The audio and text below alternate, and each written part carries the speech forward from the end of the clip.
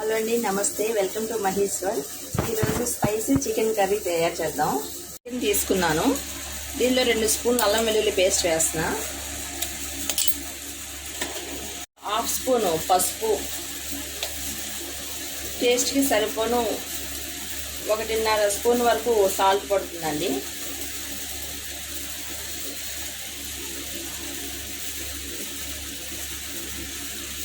ఒక స్పూన్ కారం కొంచెం వేస్తున్నాను. 2 స్పూన్లు ధనియా పౌడర్ వేస్తున్నాను. ఇప్పుడు మొత్తం అంతా బాగా కలిసేట్టుగా ఒకసారి మొత్తం కలుపుకోవాలి. 1 స్పూన్ పెరుగు వేస్తున్నాను. గట్టిగా ఉన్న పెరుగు 1 స్పూన్ వేస్తే సరిపోతుంది.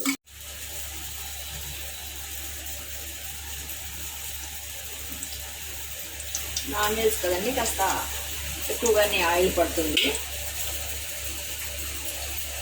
నేను ఒక 4 గరిటెలు ఆయిల్ వేసుకున్నాను.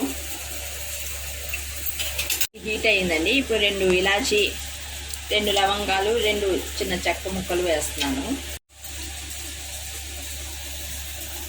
చెక్క లవంగం అది హీట్ అయిందండి. అది ఇప్పుడు దీనిలో కట్ చేసి పెట్టుకున్న ఆనియన్స్, గ్రీన్ చిల్లీస్ వేస్తున్నాను.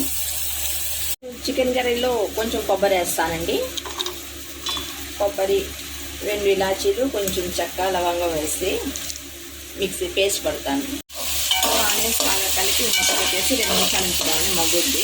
2 నిమిషాలు మూత పెట్టేసి అట్లా ఉంచుదాము. ఆనియన్స్ చేసి పక్కన పెట్టిన చికెన్ ఇప్పుడు ఈ ఆనియన్స్ ఫ్రై అయినాయి కదండి, దీనిలో వేసేద్దాము.